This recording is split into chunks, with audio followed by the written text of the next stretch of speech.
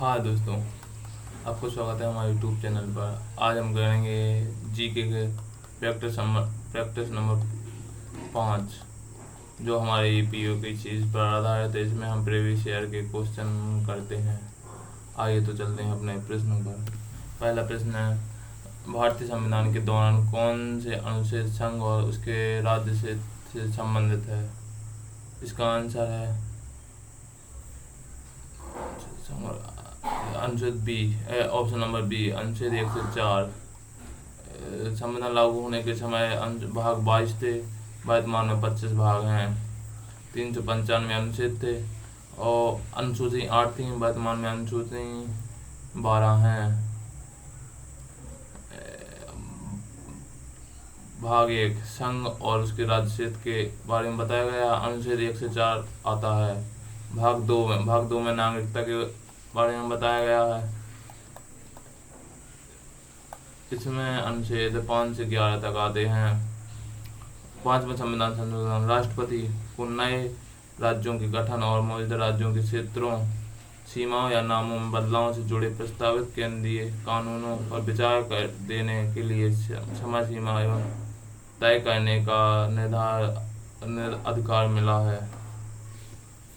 संघ एवं राज्य क्षेत्र भाग 1, इसके अंतर्गत अनुच्छेद 1 से 4 आते हैं। इसमें संघ और उसके राज्य क्षेत्र संविधान के भाग 1 से संबंधित है। भाग 1 के अंतर्गत 4 अनुच्छेद आते हैं। अनुच्छेद 1, इंडिया अर्थात भारत राज्यों का एक संघ होगा।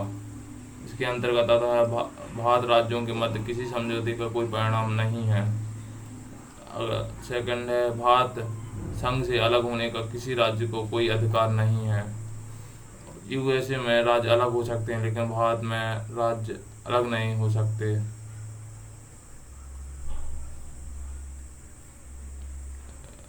अनुच्छेद 2 है, नए राज्यों का प्रवेश। संसद निर्विधानों और शर्तों के साथ जिन्हें वह उचित समझे संघ में किसी नए राज्य का प्रवेश या स्थापना कर सकती है। अनुच्छेद 3, नए राज्यों का निर्माण व पुराने राज्यों के क्षेत्रफल, सीमा व नाम में परिवर्तन।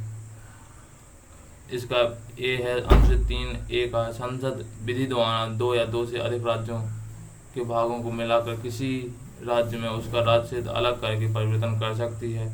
इसका बी है, किसी भी राज्य का क्षेत्र बढ़ा सकती है।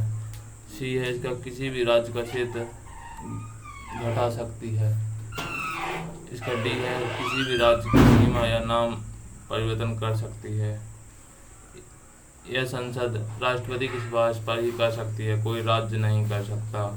अनुच्छेद 4 है, इसमें अनुच्छेद 2 एवं अनुच्छेद 3 के बारे में बताया गया है कि जब संसद अनुच्छेद 2 व 3 का उपयोग करती है तो उसे विशेष बहुमत की आवश्यकता नहीं है, केवल साधारण बहुमत से कर सकती है। और हमारा प्रश्न 2 है, निम्नलिखित में से कौन सा कथन भारतीय संविधान की विशेषताओं के संबंध में गलत है? पहला है, यद्यपि भारत में संघीय प्रणाली है तथापि संविधान संघ शब्द का उल्लेख नहीं है। दूसरा है, संविधान अनुच्छेद 5 कहता है कि संसद कानून द्वारा राज्य बना सकती है, गलत है। संघ सूची के विषय पर प्रत्येक राज्य विधानमंडल अपने राज्य का कानून बना सकती है, ये गलत है। संसद और राज्य विधानमंडल दोनों समवर्ती विषयों पर कानून पारित कर सकते हैं, ये सही है। ऑप्शन नंबर 1 गलत है। इसका आंसर होगा ऑप्शन नंबर 4।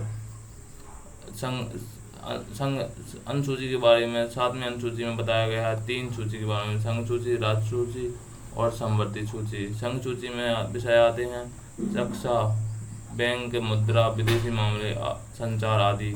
और राज्य सूची में आते हैं व्यापार, पुलिस, कृषि, स्वास्थ्य आदि। और समवर्ती सूची में आता है शिक्षा, वन, मापतौल, परिवार नियोजन, जनसंख्या आदि। ऑस्ट्रेलिया के संविधान से लिया गया है समवर्ती सूची। और व्यापार एवं वाणिज्य की समांगी स्वतंत्रता भी ऑस्ट्रेलिया के संविधान से ली गई है। और संसद और दोनों सदनों की संयुक्त बैठक भी ऑस्ट्रेलिया के संविधान से लिया गया है। भारतीय संघ राज्यों के बीच किसी समझौते का परिणाम नहीं है। राज्यों को संघ से अलग होने का कोई अधिकार नहीं है। प्रश्न नंबर 3 है, भारतीय संविधान की प्रस्तावना में कब संशोधन किया गया? इसका आंसर है ऑप्शन नंबर बी 1976। 1970 में पहली बार प्रस्तावना में संशोधन किया गया था। Berubari case, union case 1960। प्रस्तावना संविधान का भाग नहीं है। केशवानंद भारती केस 1973। प्रस्तावना संविधान का भाग है और इसमें संशोधन किया जा सकता है। 42वें संविधान संशोधन है मिनी संविधान संशोधन। इसमें प्रस्तावना में समाजवादी, पंथनिरपेक्षता और अखंडता शब्द जोड़ा गया है। मिनर्वा मिल्स मामला 1980 और LIC मामला 1995 में बताया है कि प्रस्तावना संविधान का भाग है। चौथा प्रश्न है, निम्नलिखित में से कौन सी पृथ्वी पर सबसे बड़ी क्रिस्टल प्लेट है जिसका क्षेत्रफल इतना वर्ग किलोमीटर से अधिक है? इसका आंसर है ऑप्शन नंबर डी प्रशांत प्लेट, जो सबसे बड़ी प्लेट है।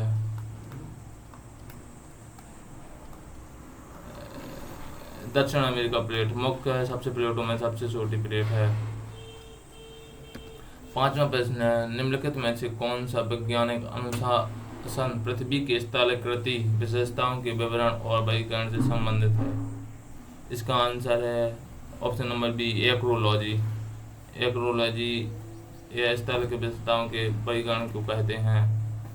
अंतरिक्ष विज्ञान कहते हैं ऋतु विज्ञान एवं मौसम विज्ञान के अध्ययन को। नैतिकता कहते हैं पशु व्यवहार का अध्ययन कहलाता है। 7वां प्रश्न है, संरचनात्मक भूविज्ञान निम्नलिखित में से किससे संबंधित है? इसका आंसर है ऑप्शन नंबर सी चट्टान संरचना के विकास का स्वरूप, वर्गीकरण, तंत्र और कारण। चट्टानों की आयु कार्बन डेटिंग विधि से ज्ञात करते हैं। पेट्रोलॉजी कहलाता है चट्टान का अध्ययन।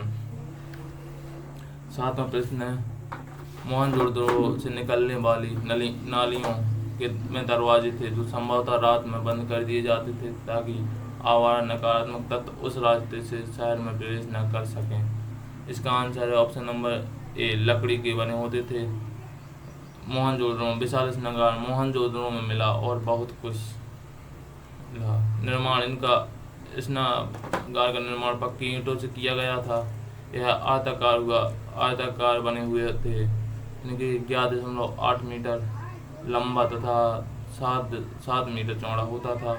यह मोटरी और जिप्सम का प्रयोग करके जल रोधी बनाया गया था। विशाल अन्नागार अन्न की कोठरी कहा जाता था। हड़प्पा का अन्नागार 12 अन्नागार पाए गए। 6 से अन्नागार 2 पंक्तियां पाई गई। धार्मिक प्रथाएं देखेंगे। सभ्यता में टेराकोटा की मादा मूर्ति मिली है जिसमें भ्रूण से एक पेड़ जन्म ले रहा है। दूसरा है पृथ्वी की पूजा एक देवी के रूप में की गई। यूनिकॉर्न एक सींग वाला जानवर भी देखा गया। और भगवान शिव के प्रतीक के रूप में पूजे जाने वाली शंक्वाकार पत्थर की वस्तुएं मिली। और प्राचीन शिव मोहर पशुपति के नाम से देवता पहचाने गए। मूर्ति है नृत्य करती हुई लकड़ी त्रिभंग मुद्रा में पाई गई। 8वां प्रश्न है, वेदों के संदर्भ में निम्नलिखित में से कथनों पर विचार करें। वेदों को श्रुति कहा जाता था, ये गलत है। और दूसरा है ऋग्वेद में 10 मंडल है, ये सही है। इसका आंसर होगा ऑप्शन नंबर डी केवल 1। वेदों का उपखंड संहिता मंत्रों का संग्रह कहते हैं। ब्राह्मण अनुष्ठान समारोह और बलिदान को कहते हैं। आरण्यक तपस्वी एवं जंगल को कहते हैं। उपनिषद कहते हैं दर्शन और आध्यात्मिक ज्ञान। उपनिषद को वेदांत भी कहते हैं। इसमें 108 उपनिषद हैं, मुख्य है उनमें से 10 हैं। सही वेदों का भी पाठ ब्राह्मण कहलाता है। वेदों के प्रकार, वेद हमारे 4 वेद हैं। पहला वेद है ऋग्वेद, दूसरा वेद है यजुर्वेद, तीसरा वेद सामवेद और चौथा अथर्ववेद है। ऋग्वेद है सबसे बड़ा और पुराना वेद है। इसमें 10 मंडल एवं 1028 सूक्त देखे गए हैं। इसमें 10,600 छंद हैं। वैदिक मंत्रों का आख्यान करने वाले और कर्मकांड करने वाले पुरोहित को होत्री कहा जाता था। 4 देवताओं के बारे में बताया गया है। इसमें इंद्र, अग्नि, विष्णु, वरुण। गायत्री मंत्र के बारे में बताया गया है। इसे तीनवें मंडल में विश्वामित्र द्वारा रचा गया था। मंत्र की संख्या गायत्री मंत्र में 24 बताई गई है। 10वें मंडल में पुरुषोक्त 4 वर्गों का वर्गीकरण है। ब्राह्मण, जिसकी उत्पत्ति मुख से हुई है। क्षत्रिय, जिसकी उत्पत्ति भुजा से हुई है। और वैश्य, जिसकी उत्पत्ति जांघ से हुई है। वैश्य, इसकी उत्पत्ति पैर से हुई है। शूद्र, इसकी उत्पत्ति पैर से हुई है। 9वें मंडल में भगवान सोम के बारे में बताया गया है, जो पेड़ पौधों के देवता होते थे।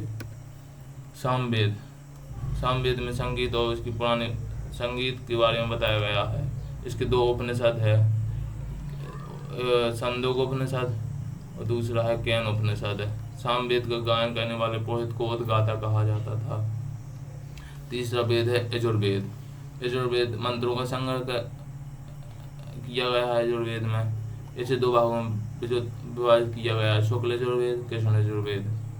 शतपथ ब्राह्मण भी इसी से लिया गया है। प्रमुख उपनिषद है यजुर्वेद के ब्रह्मनारायण उपनिषद सबसे पुराना उपनिषद है।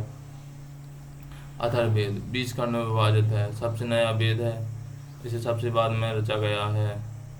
इसे जादू, टोना, वशीकरण और तंत्र का उल्लेख है। प्रमुख उपनिषद है इसका मुंडको उपनिषद, जिसमें सत्यमेव जयते की चर्चा है। इसके पुरोहित को ब्रह्मा कहते हैं। 9वां प्रश्न है, निम्नलिखित में से किस युद्ध में मोहम्मद गौरी ने 1194 में गढ़वाल वंश के जयचंद को हराया था? इसका answer option number B, Chandwar का युद्ध। पृथ्वीराज चौहान एवं मोहम्मद गौरी के बीच युद्ध। पहला युद्ध हुआ तराइन का प्रथम युद्ध 1191 ईस्वी में। पृथ्वीराज चौहान इसमें विजय हुए थे। दूसरे तराइन का दूसरा युद्ध हुआ था 1192 ईस्वी में। इसमें मोहम्मद गौरी विजय हुआ था। पृथ्वीराज चौहान के दरबारी कवि थे चंद्रवरदाई। इन्होंने पृथ्वीराज आंसू लिखी है। इन्होंने इसमें बताया है कि मोहम्मद गौरी ने भारत पर कुल 17 बार आक्रमण किया था। इसके अनुसार गौरी ने 17 बार आक्रमण किया था। चंदवार का युद्ध 1194 ईस्वी जो गौरी और जयचंद के बीच हुआ था, जिसमें गौरी विजय हो गया था। 10वां प्रश्न है, निम्नलिखित में से कौन गुलाम सेनापति अलाउद्दीन खिलजी का था, जिसने देवगिरी के रामचंद्र के विरुद्ध युद्ध में अपनी सेना का नेतृत्व किया? इसका answer option number B, Malik Kafur. इसे गुजरात के बाजार से खरीदा गया था। अलाउद्दीन खिलजी। दक्कन में अलाउद्दीन की सेना का नेतृत्व मलिक काफूर ने किया। दक्कन अभियान के बाद अलाउद्दीन खिलजी ने सिकंदर ईसानी की उपाधि ली। इसे सिकंदर द्वितीय भी कहा जाता है, अलेक्जेंडर द्वितीय। इसका वास्तविक नाम है अली गुरसफ। अलाउद्दीन ने मलिक काफूर को गुजरात के बाजार से 1000 दीनार में खरीदा था, इसलिए इसे मलिक काफूर को 1000 दीनार भी कहा जाता है। मलिक काफूर ने दक्षिण भारत के अभियान किए हैं। पहला अभियान किया था 1308 ईस्वी में रामचंद्र के विरुद्ध, देवगिरी के शासक यादव शासक के विरुद्ध किया था। दूसरा 1309 ईस्वी में प्रतापरुद्र के विरुद्ध किया था, जो वारंगल के काकतीय वंश के शासक थे।